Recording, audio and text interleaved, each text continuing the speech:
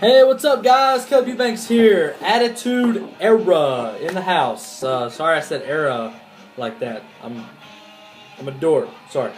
Anyway, last night, Monday Night Raw. Was it epic? Kinda. I'll get into that later. First and foremost, the previous week's Raw was awesome in my opinion. And this week's Raw was just as good, if not maybe a little bit better. A lot of people have been watching the reviews on it and stuff like that. A lot of people didn't like it. I loved it. I thought it was pretty cool. First and foremost, right when the show starts, look in my eyes, what do you see? CM Punk came out. Yes, CM Punk came out. He's hanging out, and then he's talking about, Paul Heyman, going into the whole, basically, feud with him. He's not a Paul Heyman guy anymore. La-da-da-da-da. All of a sudden, Big E Langston comes out of nowhere and just, bam! Just takes out CM Punk. Comes out there, they have a match. Really cool match. The CM Punk and Big E Langston match was epic. Okay? I mean, there was a couple times in there where they kind of just, overstretched it and made it look very, overdone, I guess you could say. But all in all, that match was really, really cool. And, at first, during that match, when I haven't been watching wrestling lately. Last couple weeks were the first times that I really got to watch it in a long time. So whenever he was picking Big E Langston up over his shoulder, getting ready to do his signature, I didn't know if he was hurt because he couldn't do it. He did it probably about maybe 4 or 5 times, and he couldn't finish the move. So I didn't know if it was because Big E Langston was too big or if it was just part of the show or what. But he looked like he might have been hurt. I don't know. Anyway, at the end of it, he dropped him. Good to go. Next in line was, of course, the Big Show thing going on with Triple H and Stephanie McMahon, and that whole thing going on with them. And the Big Show basically just tired of doing it. He's in a financial bind with with his family and his wife. Saying he's not measuring up. That was pretty funny. So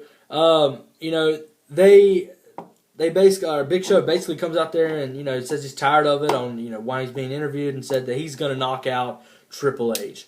Well, the police come, Stephanie McMahon comes in and acts like she's saving Big Show from being arrested and all this stuff, from causing threats to Triple H. A big controversy, big mess. Triple H basically, one thing about the WWE is you can tell they do some very good promoting, okay? Triple H's DVD that came out, was it 2 days ago? Okay, just punch the poster right there. Punch the that Kingdom Come poster that's come out, which I'm gonna go buy that maybe soon. Thinking about it, but anyway, he's pissed off about that. One of the coolest things about the night was not the Ryback Paul Heyman CM Punk thing at the near the end of the show before Randy Orton and Daniel Bryan. But what was really cool was the return of the Rhodes family. Dusty Rhodes, Cody Rhodes, and Goldust. And, me growing up, back in 95, man, Goldust was weird. When Goldust first debuted in 95, and he was going against the Ultimate, I think it was the Ultimate Warrior was his first match he ever did.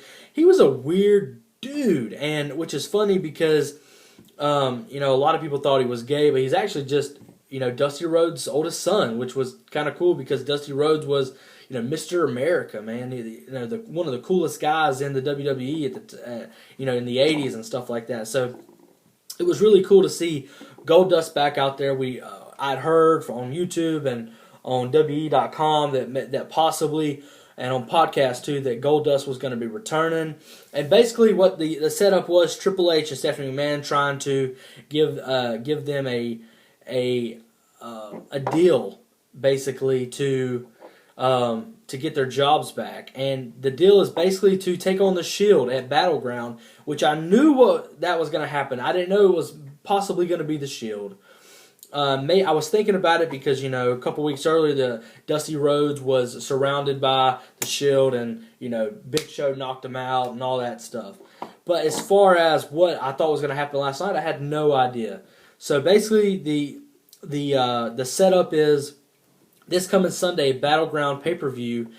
Dusty Rhodes, Cody Rhodes, and Goldust will be taking on the Shield, and that's going to be an epic match. A lot of people do not like the Shield. The Shield bring a very cool NWO kind of feel almost to the WWE right now, and that's why I like them. And they are a very good storyline, and there's a lot they can do with the Shield. I'm going to be sad whenever they dismember them and they go on their separate ways and get new scripts and stuff like that, because it's a really cool script they got going right now.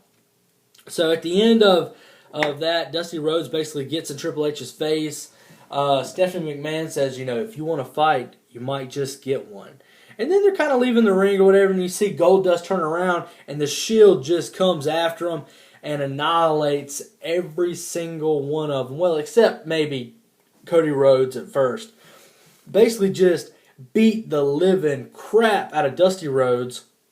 Goldust doesn't even make it a second. They just basically just hit him straight in the chest with the spear, and he's down. He's down on the mat or whatever, and he doesn't get up the entire match. Cody Rhodes is trying to save his dad from getting beat the hell up, and so he basically just jumps in there and takes over or whatever, and then it just goes crazy. So that's going to be really cool to see what's going to happen with that. Next in line is the Divas match. I didn't watch that. The Bella Twins or whatever. I don't really get into watching the Divas. The Divas is probably one of my least. I know a lot of people like it or whatever, but it's just cheesy to me. It's not. I like the old school stuff like Chyna and all that, and Trish Stratus and Mickie James and all those people who really made divas that really were wrestlers, man. Not this fake crap they got going out now. The Kofi Kingston and Alberto Del Rio, that was a really good match. I love Kofi Kingston, high flyer. Not a big Alberto Del Rio fan, but he's got some good moves, and the dude can wrestle. So that was pretty cool. What else? Dolph Ziggler wrestled. He did pretty good. That was a really cool match. And then CM Punk basically tricks, gives Paul Heyman some of Paul Heyman's own medicine, and basically comes out there and fakes Paul Heyman out, act like he hurts his leg or whatever. Gets Paul Heyman and Ryback in the middle of the ring to kind of look at him outside the ring and say, what's going on? Comes out there, grabs one of the little cane poles, just boom, hits Paul Heyman straight in the legs and the ankles, knocks him off his feet. Paul Heyman runs away like a little girl. He beats the crap out of Ryback a little bit. Ryback runs away or whatever. And then some people come out there. CM Punk beats the crap out of them and has his fun. But that was really cool. The top thing for tonight was Randy Orton. The main event really was Randy Orton and Daniel Bryan. You didn't think there was going to be a fight because it was supposed to be a face-to-face meeting that they were going to have. And, Randy Orton has basically been trashing Daniel Bryan to his own wife and saying, he's not half the man that Randy Orton is and all this junk or whatever. So Daniel Bryan kind of puts it in Randy Orton's face during the actual conversation and plug that they're having and the mic and stuff like that. But then Randy Orton just goes crazy, man, and ends the show with just beating the living dog crap out of Daniel Bryan. So this Sunday, I cannot wait to see Daniel Bryan and Randy Orton square off again. That's probably going to be the main event show. I can't wait to see that, for the heavyweight title. So, that's going to be really cool. So I can't wait to check that out. That was basically it. Sorry I didn't put up a SmackDown review. I had to work Friday night. I watched SmackDown. It was really cool. There were some cool matches in there and stuff like that. But Raw this week was a lot better to me than last week. They really need to get CM Punk out there a little bit more and get this thing with him and Paul Heyman to go a little further and stuff like that. And Battleground is going to have some good matches in it. The Rhodes family thing that's going on, the Daniel Bryan, Randy Orton thing like that. You can about guarantee that Kofi Kingston's going to have a high flyer match in there of some sort because he's basically in every Raw that there is. But anyway, guys, I'm Attitude Era. Thanks for watching. I'll have some DVD reviews coming up here soon. Thanks for checking out my channel. Thanks for the subs. See y'all later.